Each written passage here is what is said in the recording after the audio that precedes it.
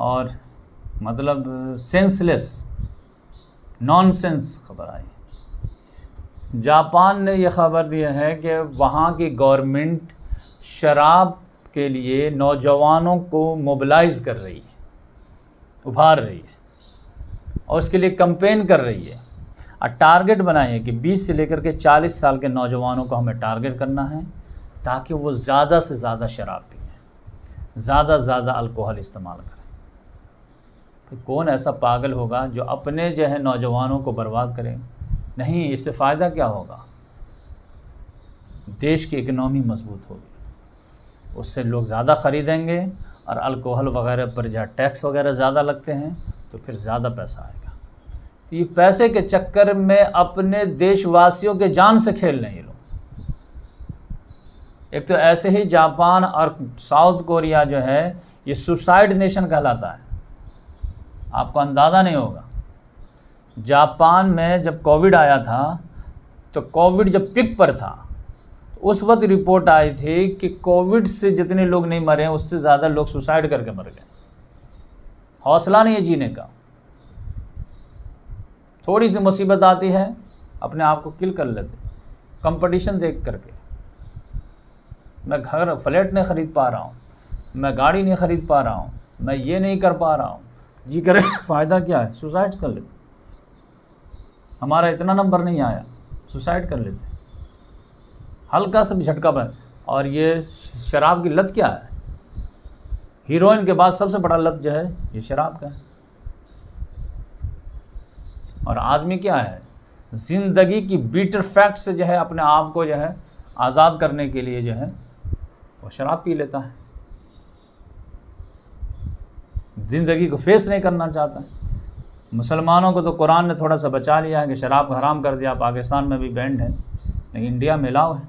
सिर्फ 4 स्टेट ने अपने तौर पर पाबंदी लगाई, गुजरात है और बिहार है, नागालैंड है और मिज़ोरम है शायद।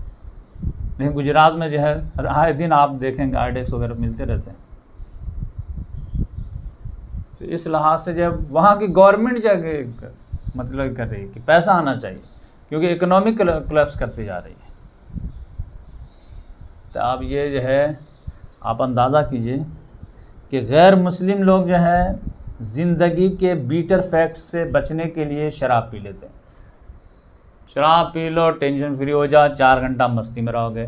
किसको कर्जा अदा करना है, क्या बिजली बिल देना है, रेंट देना है, ये सब दवा लाना है, प्रॉब्लम दुकान वाले को देना है, सब टेंशन फ्री, बेताज बादशाह बन गया, आई एम द किंग दुनिया के। फिर सुबह में नशा उतरा, फिर लोग तकादे के लिए आ गए दीजिए भाई पैसा, फिर शाम में डाल दो।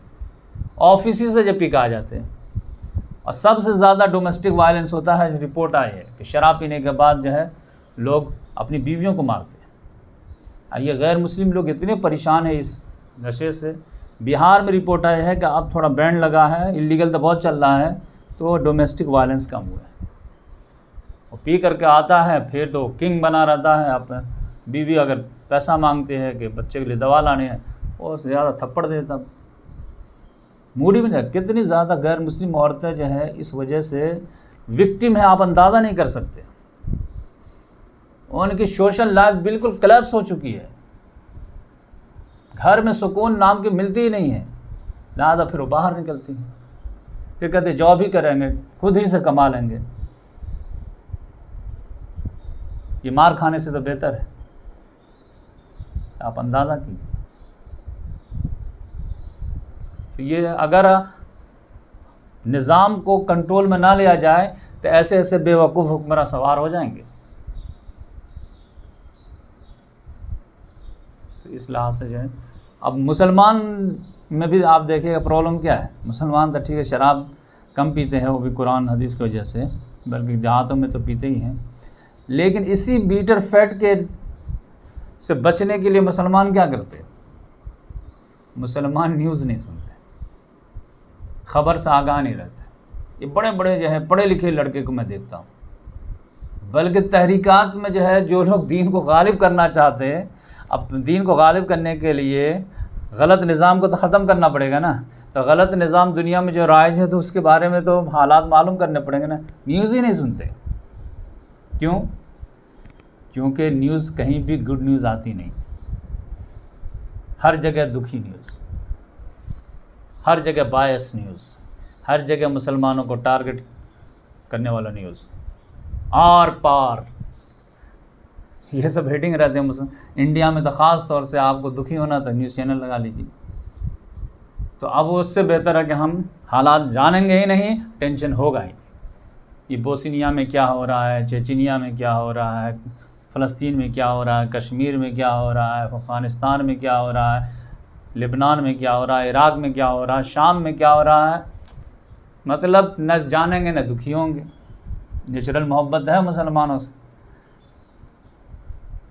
तो लिहाजा शुतुरमुर्ग की तरह रेत में सर डाल दो, हमें पता ही नहीं था, हम तो बेहोश थे। ये अल्लाह ताला ये जानबूझ के बेहोश होने का नाटक क्या कर रहा हो? पढ़े लिखे दिमाग में जो है वो नॉलेज ना मिले, वो तो दिमाग की ग़िज़ा तो नॉलेज है, तो ये तुम किसको बेवकूफ़ बनाए थे? तो इस लिहाज से मुसलमान जो है ज़िंदगी की रियलिटी को फेस करने की ताकत नहीं रखता, हिम्मत नहीं रखता, न्यूज़ देखना छोड़ देता। और गैर मुस्लिम लोग जो है ज़िंदगी के बीटर फैट को फेस नहीं करना चाहे, शराब पैक मार देता है, और गवर्नमेंट और फैसिलिटी दे रही है। अब इस्लाम की तरफ तो लोगों को आना ही पड़ेगा। अभी तो चलिए इस वीडियो बड़ी हो जा रही, तभी मैं कंक्लूड कर देता हूँ। एक अच्छी न्यूज़ आप लोगों को जो सुना देता हूँ। रशिया से न्यूज़ आई है। रशिया में ने पुतिन जो वहाँ का प्रेसिडेंट है, उसने एक इंट्रोड्यूस कराया है कानून मदर हीरोइन का। ये मदर हीरोइन का टाइटल दिया जाएगा और अवार्ड दिया जाएगा, पैसा भी दिया जाएगा वन टाइम, बल्कि और भी मंथली भी दिया जाएगा। वो क्या है, आपको बिलीव नहीं होगा कि ये 21वीं सदी में मैं बात कर रहा हूँ। जो हमारे प्राइम मिनिस्टर को इसको जो है समझ में नहीं आए कि ह्यूमन एसेट कितनी बड़ी चीज़ है। तो यहाँ तो जो गाय गोबर से बात जो है सोच आगे ही नहीं बढ़ती है। पुतिन की विजनरी देखिए, वो कह रहा है कि हमारे यहाँ प्रॉब्लम पॉपुलेशन नहीं है,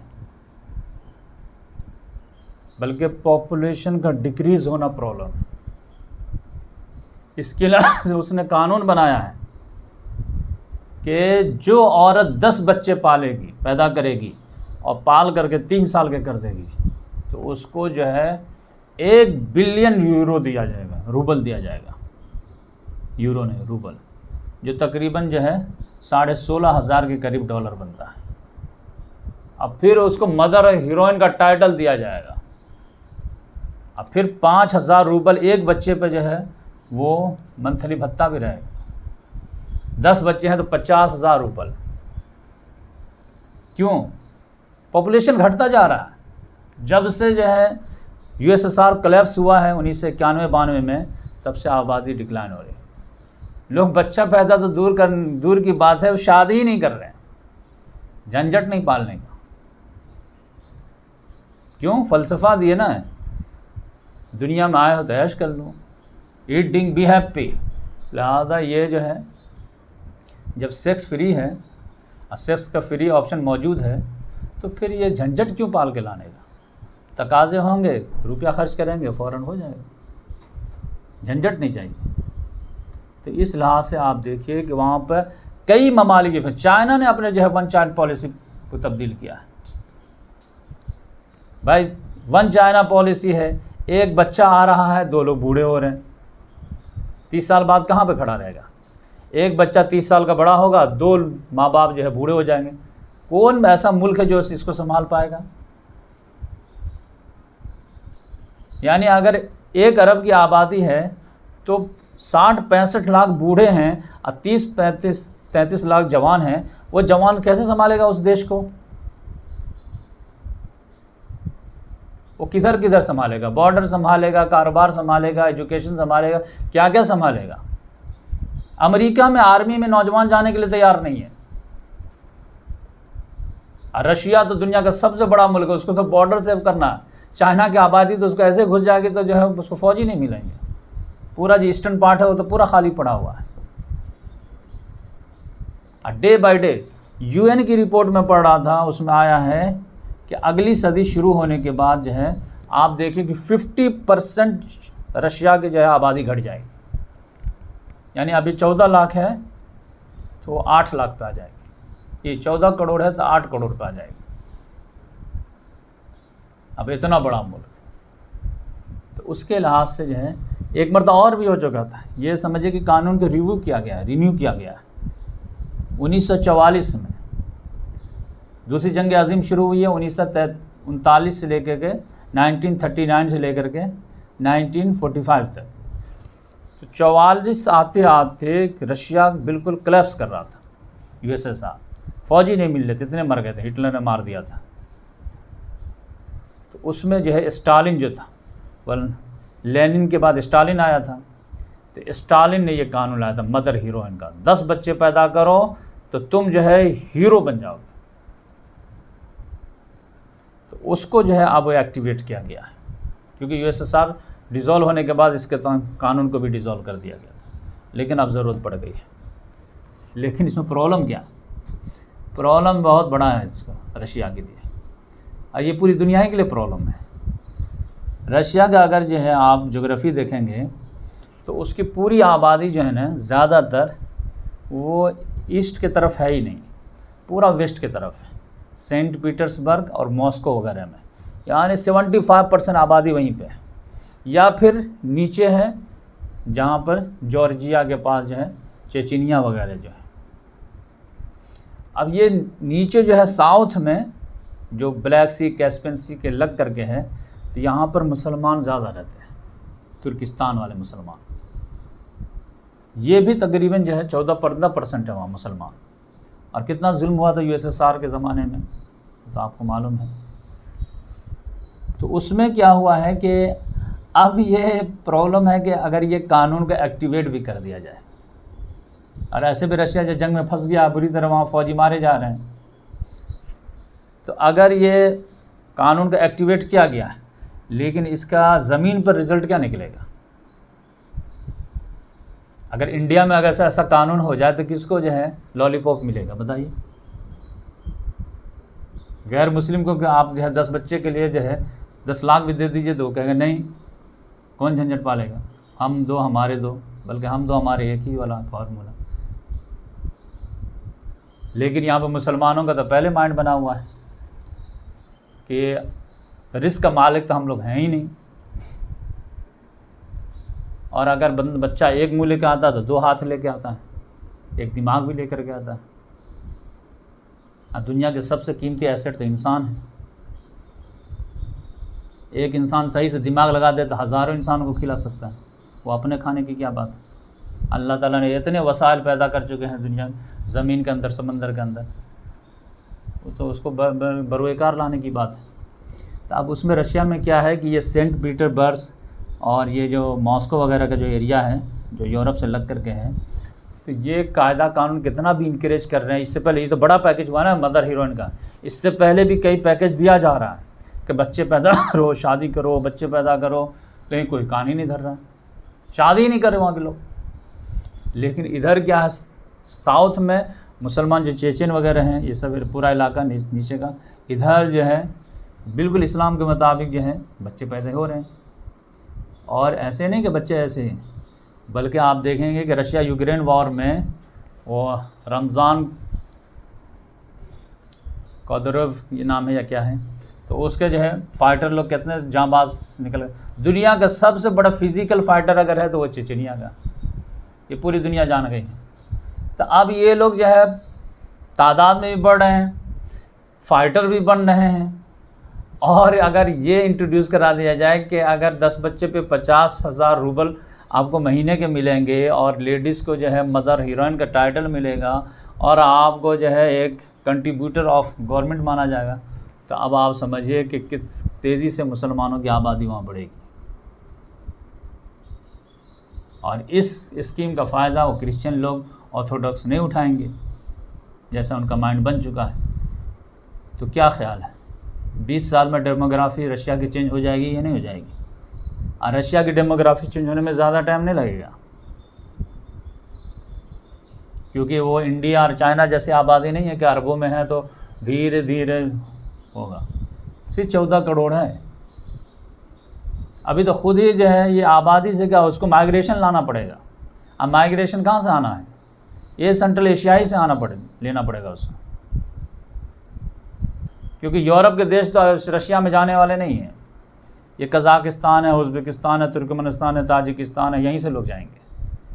तो ये सब मुसलमान हैं। तो इस लिहाज से आप देखिएगा 40-50 साल के अंदर वहाँ पर मुसलमानों की अक्सरियत हो जाएगी। तो ये गौर मुसीबत है रशिया के लिए, वर्ल्ड के लिए, कि एक तरफ कुआं एक तरफ खाए है। मुसलमानों के अलावा कोई प्रॉब्लम बचता ही नहीं। जैसे यूरोप का आज भी देख लीजिए, यूरोप में भी जो है मुसलमानों को टेररिस्ट घोषित कर देते हैं, लेकिन उन चारा ही नहीं है। माइग्रेशन को लेना ही पड़ेगा आपको, क्योंकि आपके पास आदमी नहीं काम करने वाले। तू भी रानी मैं भी रानी, कौन भरेगा पानी? तो लाओ अफ़गानिस्तान से बुलाओ शाम से, सीरिया से।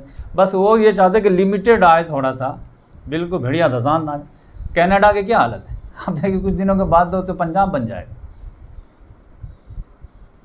तो इस लिहाज से वमा करू वमा करल्ला वल्लाहु खैरुल माकिरीन, ये हर आदमी को इस्लाम के तालीमात के सामने बेबस होकर के हाथ जोड़ करके खड़ा होना ही पड़ेगा कि सब कुछ का जानने वाला अल्लाह ताला था, लिहाजा उसने जो निज़ाम बनाया था वो परफेक्ट था। हम लोग जितना छेड़छाड़ किए उतना ही जो है समझिए दुनिया को तबाह बर्बाद ही किया। तो ये जो है आज की न्यूज़ थी। आज थोड़ी सी वीडियो लंबी हो गई है, लेकिन जुमा का दिन था तो समझिए कि ये वीकली न्यूज़ है। अच्छा लगे सुने, नहीं लगे तो फॉरवर्ड कर दीजिए, आगे बढ़ा दीजिए, स्पीड से सुन लीजिए, बंद कर दीजिए, तो उसमें कोई मसला नहीं है। तो आज के लिए इतना काफ़ी। इंशाअल्लाह मिलते हैं दूसरी वीडियो में।